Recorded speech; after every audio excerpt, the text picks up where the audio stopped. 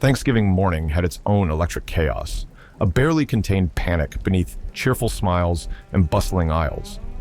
It was the one day when a crowded grocery store could feel like a battlefield, and as usual, I, Scott, the family's designated disaster, had been roped into saving the day.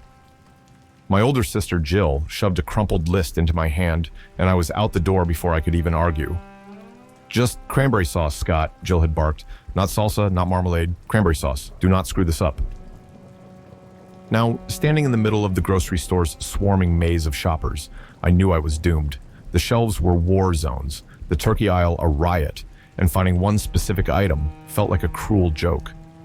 As I wandered aimlessly through the aisles, I put on my signature disarming grin, the one that could charm a cashier into a free pack of gum, or calm Jill's fury after a boneheaded mistake. Today, however, it wasn't working on the throng of customers shoving carts like battering rams. I sighed and muttered to myself, "Cranberry sauce, how hard could it be?" Then I heard it, a warm, lilting voice, far too cheerful for this chaos. "You look like you need a little help."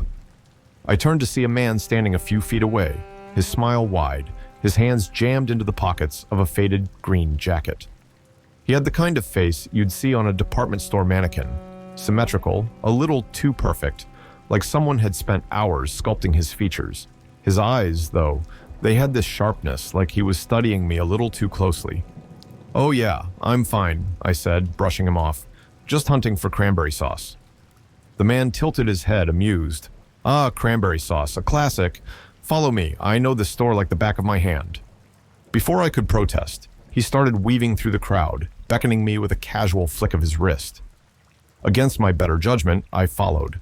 I wasn't in the mood to argue with a stranger on Thanksgiving morning. As he led me through the store, he started chatting. "Thanksgiving shopping's a nightmare, isn't it? What's your spread like? Big family?" I shrugged. "Pretty big.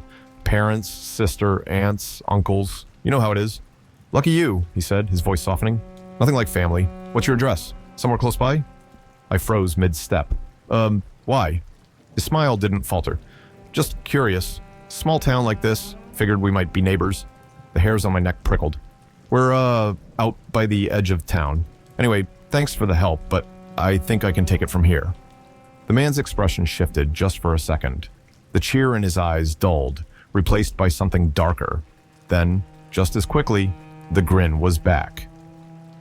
"Of course. Happy Thanksgiving, Scott." I hadn't told him my name.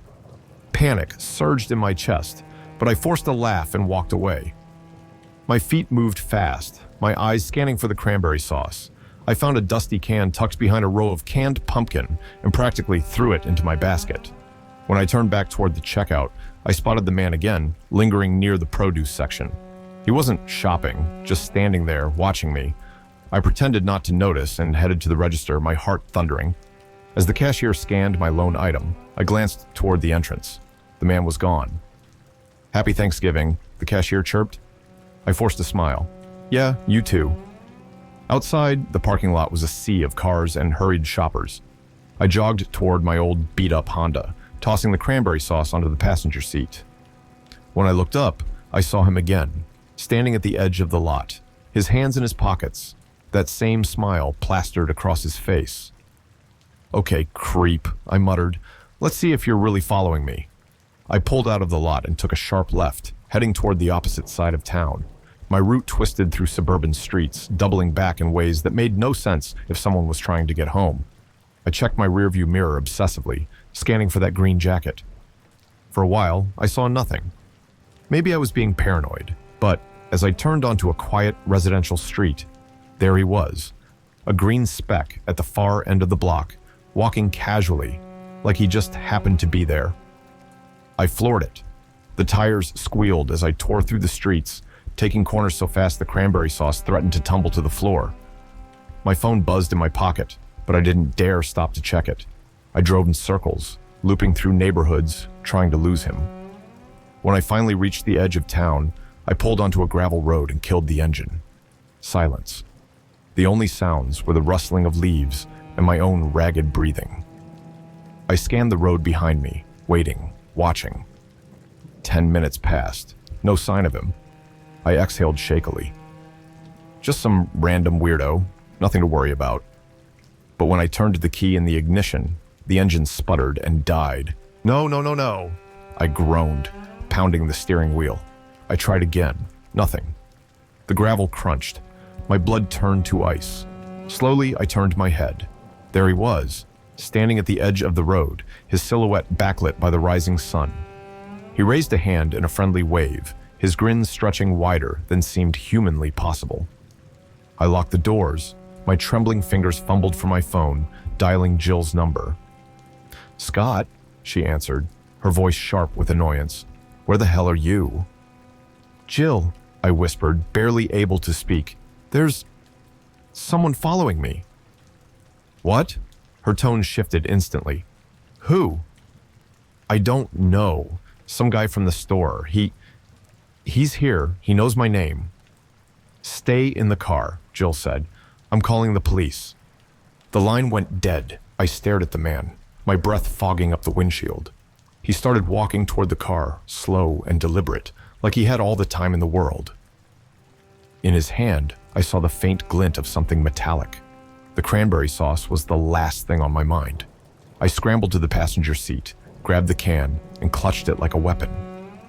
As the man reached the driver's side window, he leaned down, tapping the glass lightly with his knuckles. "Scott," he said, his voice muffled through the glass, "you dropped something back at the store." In his hand was a keychain, mine. A tiny silver charm, shaped like a guitar, the one Jill had given me for my birthday last year. I hadn't even noticed it was missing. The man tilted his head, his grin impossibly wide. "You should really be more careful." Before I could scream, red and blue lights flashed in the distance. The man straightened, his smile fading. He pocketed the keychain and turned, strolling back into the woods like nothing had happened. When the police arrived, they found nothing. No footprints, no tire tracks, no sign that anyone had been there at all. Jill arrived minutes later, her face pale. "What happened? Where is he?" I didn't have an answer. All I knew was that I'd never step foot in that grocery store again, and that the man in the green jacket had taken something more than my keychain. He'd taken a piece of my sanity, a sliver of trust, and the haunting certainty that someday he'd be back.